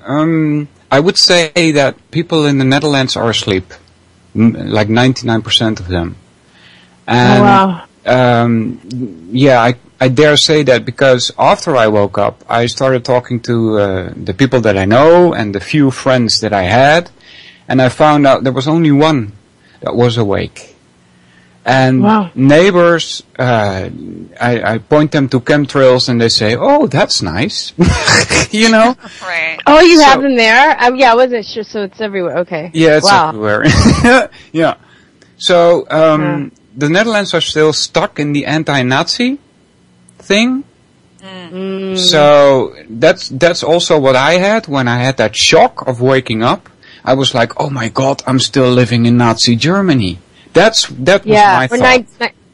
I think about 1984. It really is here. That's what I think a lot about, especially when I see the people addicted to the pharmaceutical drugs and the television and the things that people are watching on TV and the celebrity worship. Is just, I think about that a lot. I'm like, oh, it's here. Yeah, and it's kind of strange, you know, because when I asked people, have you seen Jesus Camp? Because that was on the Dutch television, right? And they say, those Americans are nuts, you know? When they themselves have no clue. It's really, really amazing. Yeah. So, it's hard being awake. It's lonely, very lonely, because there's nobody to talk to. And if I do start talking to people about it, I usually get ignored, or, you know, so, yeah. It's lonely. That I would say that. It's lonely. Yeah. Yeah, I think that's one of the things that we found comforting about doing the radio show is because it was lonely. And Versine and I had each other. It was really comforting because we were close friends before our awakening. We kind of did it together. And so that was really nice. And I thought, you know, special because not a lot of people get to do that. But finding our show and being able to get people on and meeting people through this network has, I think makes it a little less lonely. Mm-hmm. You know, I found it to be comforting in that way because then you want to talk to other people who are like-minded. And at least, you know, you don't have to agree on everything, but just, you know, you can hash things out and you can discuss things. And so it is a lonely place to be. And you walk around, it's sort of a different, I remember the feeling of walking through like the grocery store right after I had, and I felt like I was in the Matrix, you know, it was like exactly. Everything was clear to me. It was like you could see, or the movie They Live where you have the glasses on, you could see everything for what it really was. Yeah. And it's, you know, and it does make you angry. I mean, I still feel that way sometimes too, you know. Yeah. But, and to further answer your question, Versine, about 9/11, there's not a lot of people that know about it. When I ended my research on it, I took two boards and I put some phrases on there regarding 9/11, and I also had a pen and paper with me, and I gave a pen to people and they could fill in what they believe. That either 9/11 was an inside job, which I was stating, which is not completely correct, by the way, but or that it was done by Muslim terrorists. Most of the people thought it was done by Muslim terrorists, and that is 3 years after the event. Mm-hmm. And so, they're uninformed, but that's because, as April says, they're in front of the TV, and they suck that in, and they hold out all these contradictions in their head, and you know, that's also a reason why the people go to the psychologist so much and psychiatry, because they somewhere in the back of their mind they know there's something wrong because they're holding all these contradictions, like doublethink, right, from 1984. Right. And that, you know, that must have some kind of psychological effect on you. At least that's what seemed natural to me, right? So they take a pill or whatever and try and forget about it. And 9/11 has had a big impact here also, though. We now have cameras on buses and things like that. So it did have a huge impact, but I don't think people really realize what went on there. Yeah. I'd say here, I think probably most of the people are still asleep, but it's growing in numbers. I don't know how you feel, Verstine, but I feel like I've over the years met, or maybe it's just we attract more people now that are awake. But even like I was telling Verstine the other day, I had this experience where the guy who was bagging the groceries started talking about fluoride and the toothpaste. And he's like bagging this lady's groceries, and she had a tube of toothpaste, and he's like, "This is the most toxic thing in the store." And I'm going, "Wow, that's interesting." So you start to see little things like that every now and again. It's kind of funny, but so it seems to be changing a bit here in the United States. I don't know for what reason, maybe because of the internet, the access to information, but yeah, it's still, I'd say the majority are still probably asleep, or if they are awake, they're only on certain issues. They compartmentalize things. They don't necessarily see how you were saying and how I was saying as well. We had this where you could kind of make the connections to everything, and it all just sort of kind of came glued together, and it made sense. I think most people that I've seen that are awake kind of, they can compartmentalize things and be awake on one issue but not on another. So it takes time. Yeah. Usually when people here in the Netherlands, they hear the word internet, they think, oh, well, there's all kinds of nonsense on the internet. Right, exactly. But not on the mainstream media, that's all true, yeah. Right, I know. It's what's funny too is that, I would use articles and things from the mainstream media, because otherwise people don't believe you if it's from alternative media. They don't believe that. So you got to show them things from the mainstream. But if you really if you can, like you're saying, how you use the trivium, if you can actually decipher what they're saying, a lot of times they tell you the truth. It's not that they're lying to you. It's just the way that they present it is in such a way to try and manipulate your way of thinking. And this is something my dad taught me as well, is that when I was a kid, that I didn't quite understand until I was older and I was starting to wake up, is that they're trying to sell you this information the way that they want you to see it. But if you actually listen to what they're saying, if you actually listen to the true story and get to the heart of it, then a lot of times it's not that they're lying. It's just that they are manipulating it, or they're, I don't know, just sort of coding it the way that they want you to see it. And then in the end result, they'll tell you whatever they want you to believe, and then people believe it. So it's funny. Like, you could take any story and you try to decipher that. So I would use information from the mainstream and just show people, say, this is no. Listen to what they're actually telling you, and you'll see that it's a big farce. Yeah, the best thing to do regarding the trivium with that is get yourself acquainted with a list of fallacies that are out there, and then you can look at the mainstream media and use the specific fallacies that they use, like ad hominems, for instance. They use that a lot. Or appeal to the new, for instance. They also use that a lot. And so you can tell them, you can say, well, this is a fallacy, and they're trying to control your mind, so. Exactly. Yeah, when we had Jan on our show, we talked about Andrew Wakefield. Are you familiar with Andrew Wakefield? Nope. Who's he? Andrew Wakefield he's a doctor, a British doctor, who was a gastrointestinologist, and he was the one who first did the research study that showed that there could be a potential link to the MMR vaccine and autism. And after he presented his information, he had a group of he had a test study. He was working with these children, and they had all these immune system problems and these gastrointestinal problems. And he had just noticed that the stories were the same. The anecdotal information that they had gotten from the parents was that they regressed after vaccination. So he looked into it, and he realized that there had been no studies done on this. So he started to research it, and he did studies, and he found that, yes, they had a very unique form of gastrointestinal problems, and inflammation in the gut, what would be called leaky gut or gut dysbiosis, which is where it's so severely inflamed that the particles of food don't absorb. They go back into the bloodstream, causing allergies and wreaking havoc on your immune system.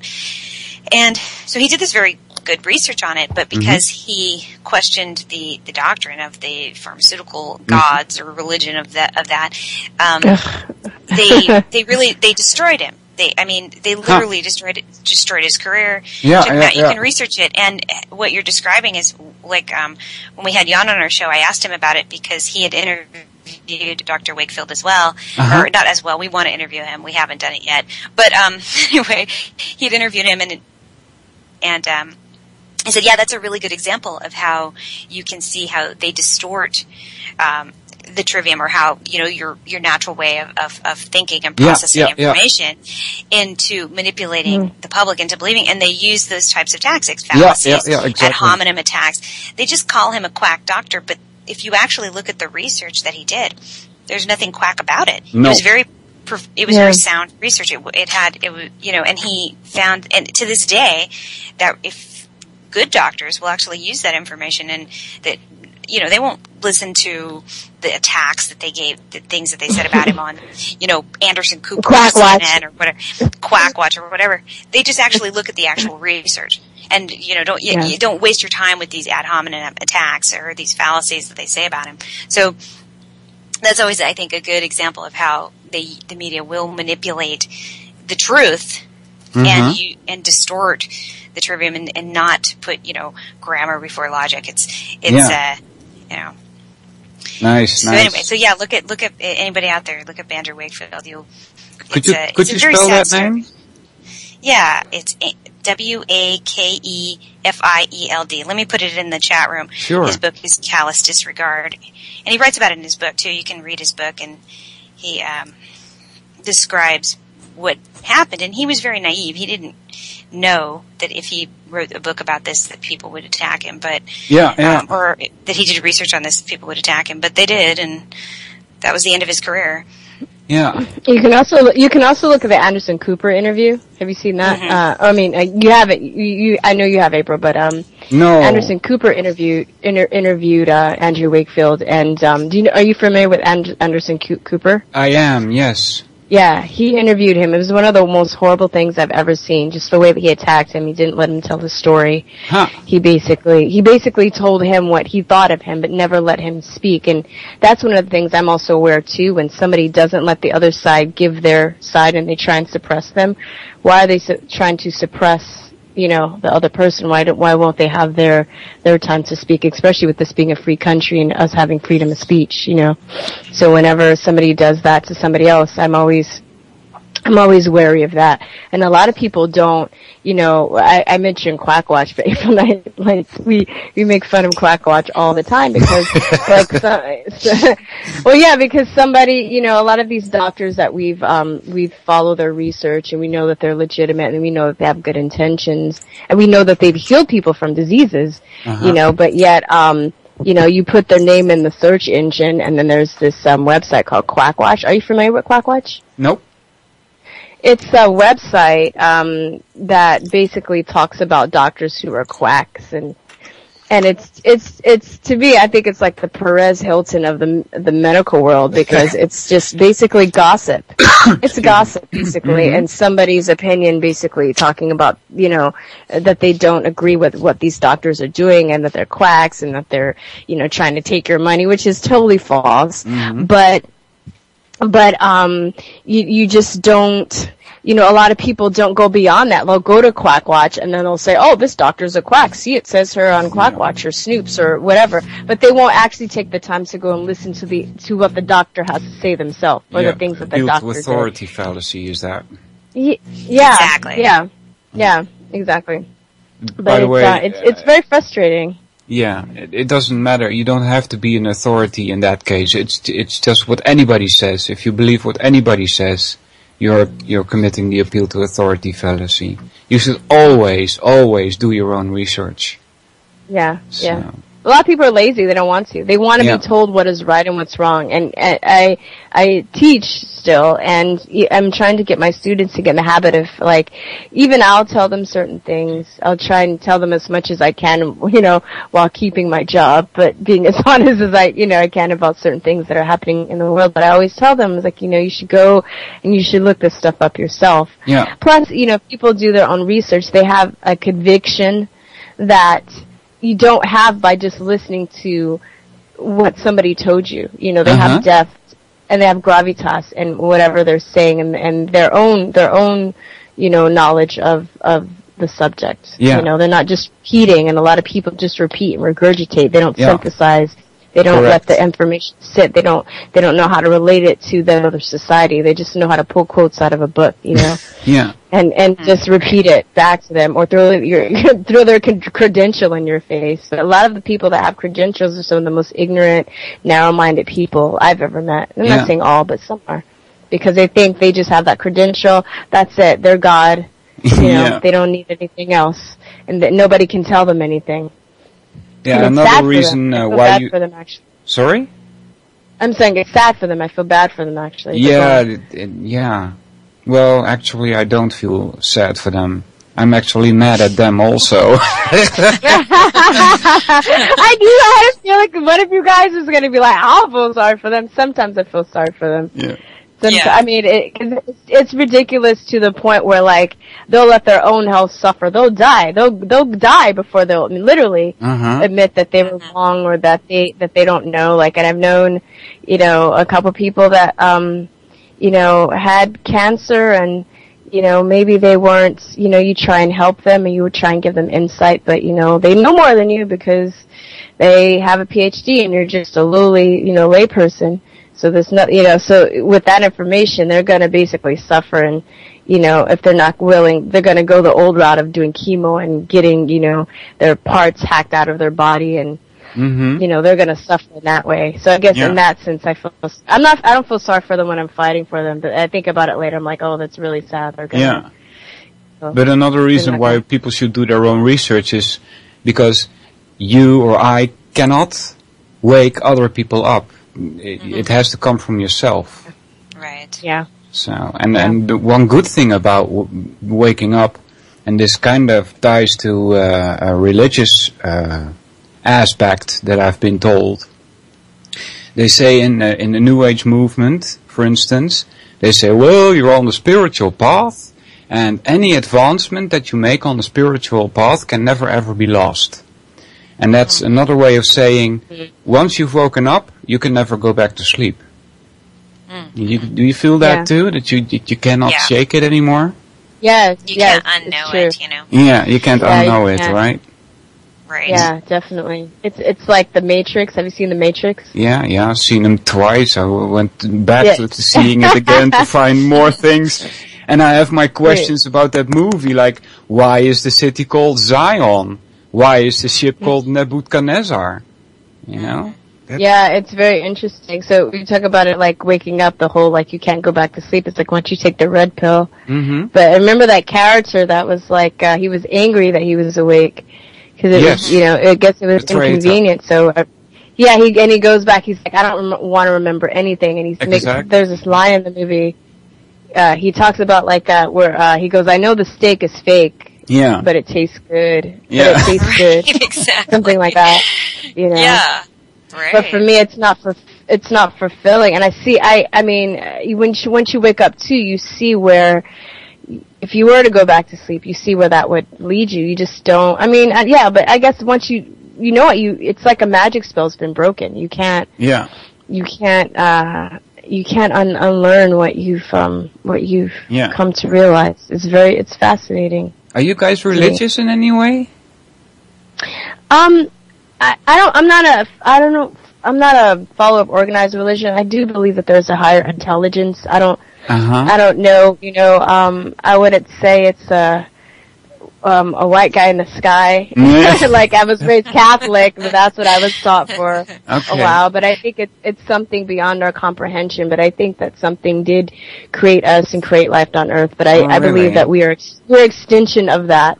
Yeah. Did you know that the ancient Greeks there were two groups of philosophers, and one said that, yeah, indeed, things are created, and another said that, no, they've always existed.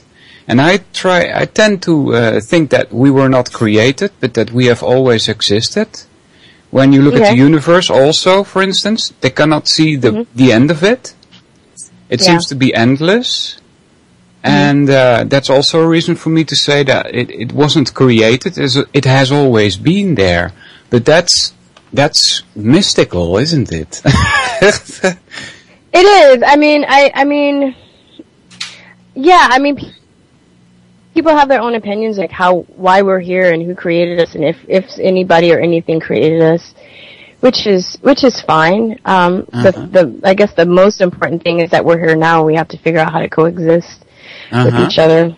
So, I've learned too, one of the things I've learned too in this movement is really respect people's different beliefs.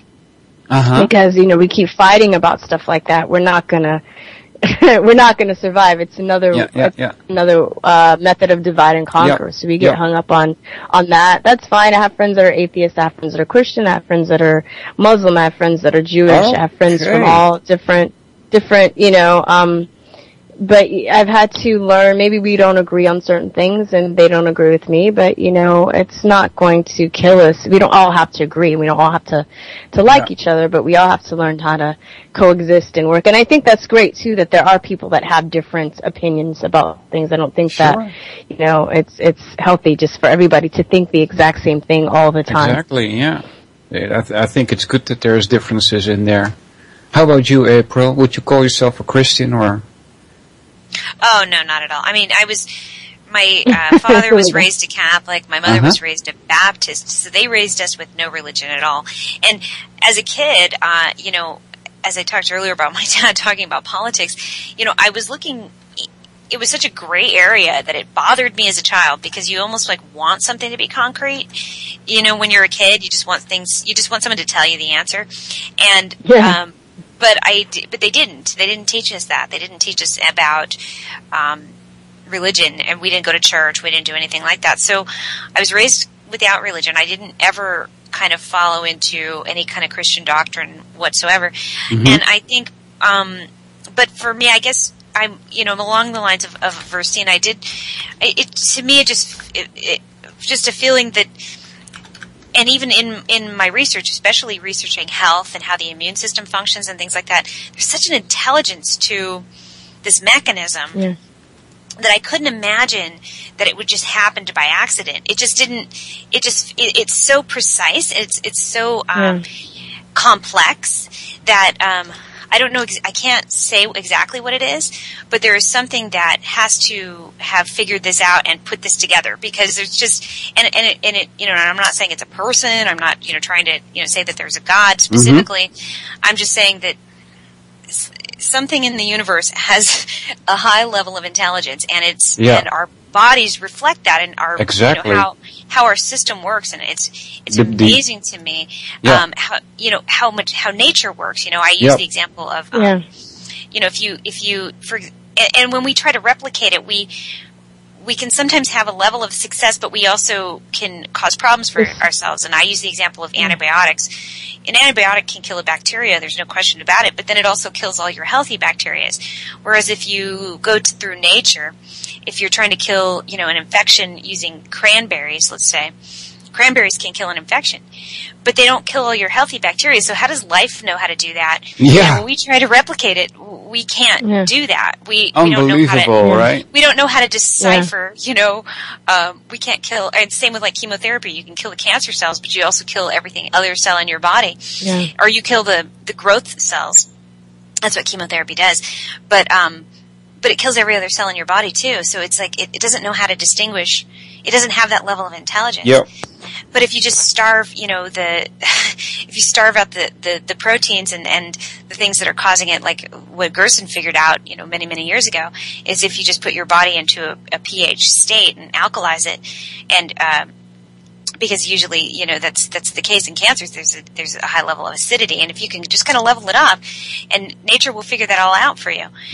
But But you just have to, whenever there's an imbalance, you have to find the balance again. It's like turning on the hot water. It gets too hot, you got to turn on the cold and find a balance. Yeah. And that's what health is about. And that's what our bodies are about. So it just, to me, it was so complex, and yet simple at the same time, and so perfect in so many ways that it just felt like there's something.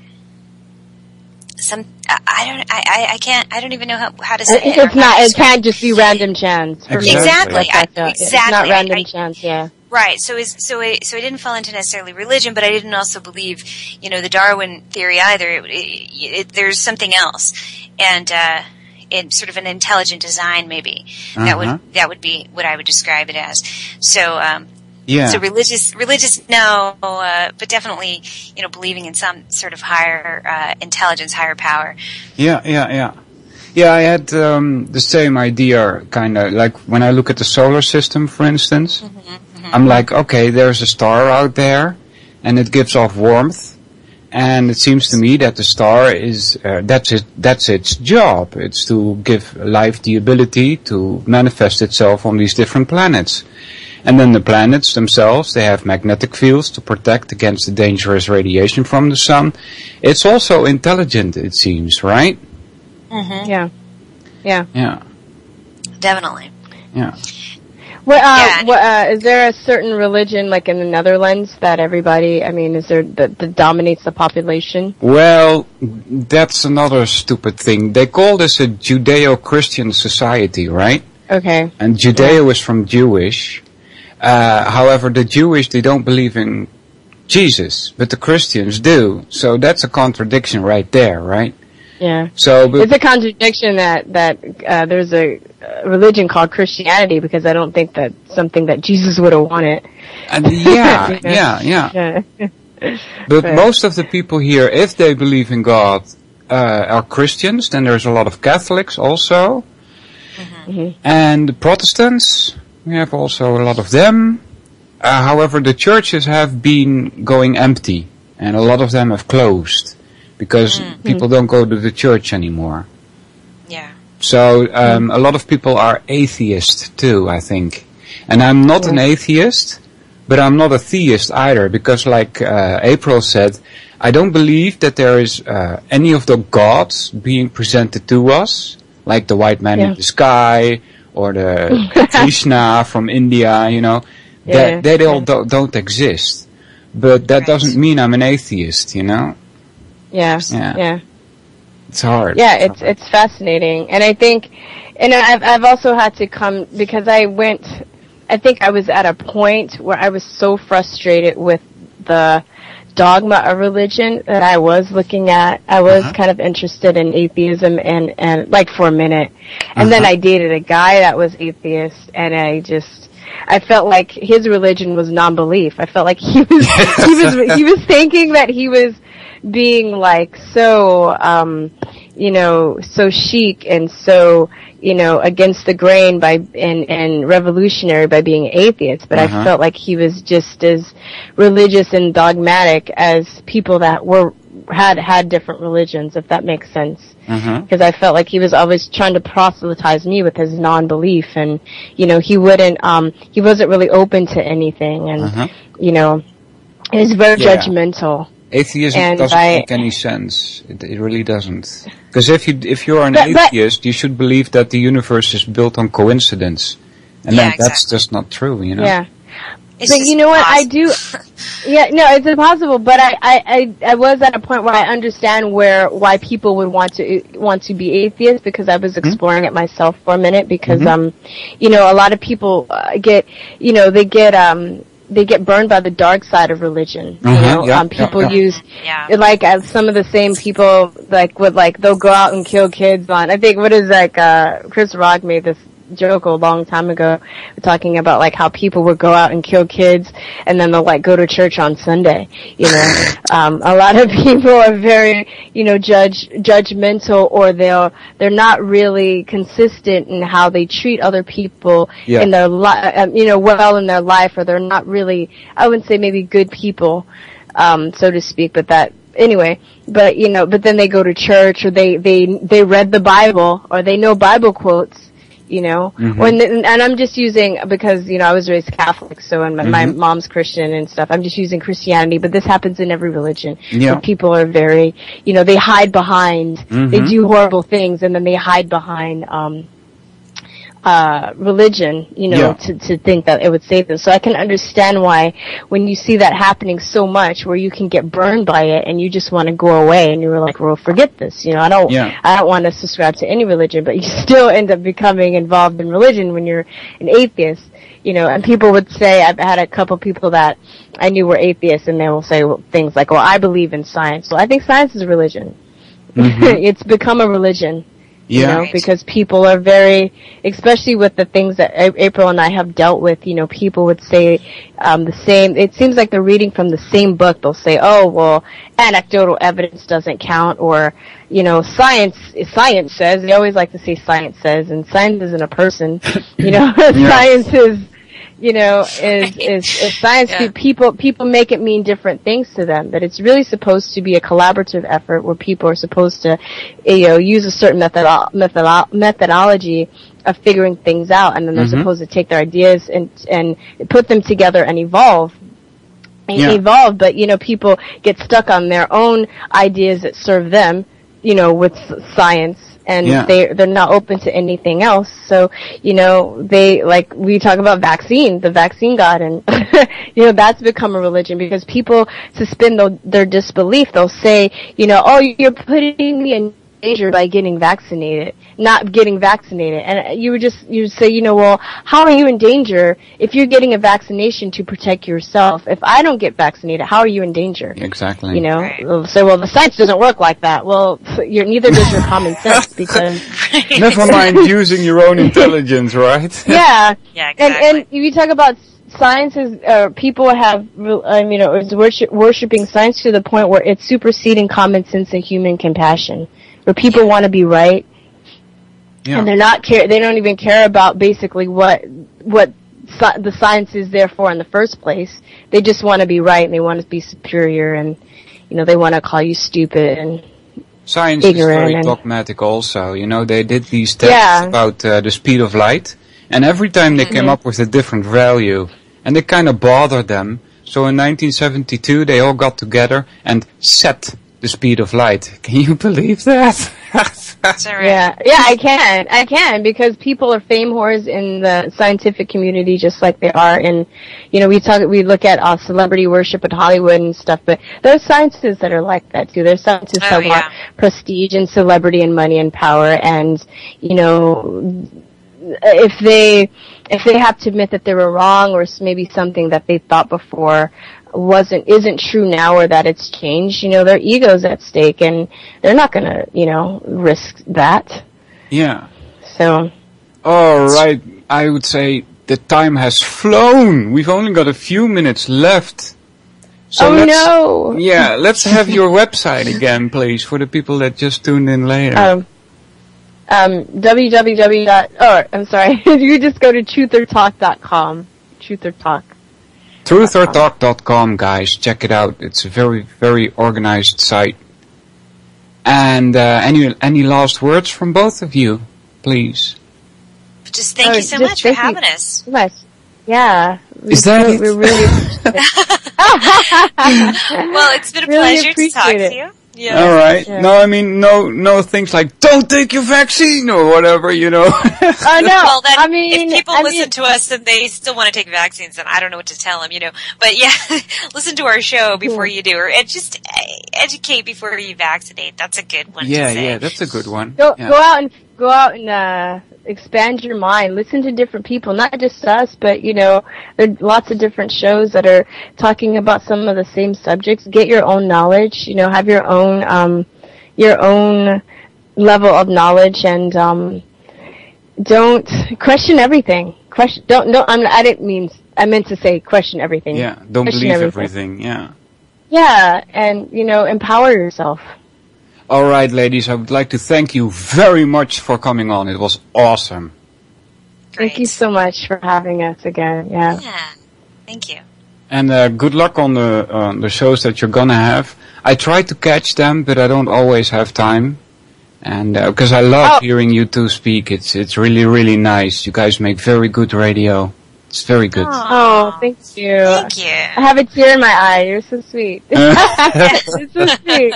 You can always also watch it. The shows are archived, so if you can't catch us on time, I'm going to catch the second one with Jan Irvin that I missed. Yeah. Okay. Yeah, Hippie Hay. Yeah. That's the one where I interviewed him. So. All right, that's Huxley coming in. Thanks a lot for listening, everybody. Bye. Thank you, guys. Bye, everybody. Take care. Bye-bye. I think a new world order is emerging. An inside job? How dare you? How dare you? To create, so to say, mass-produced models of human beings arranged in some kind of a scientific caste system.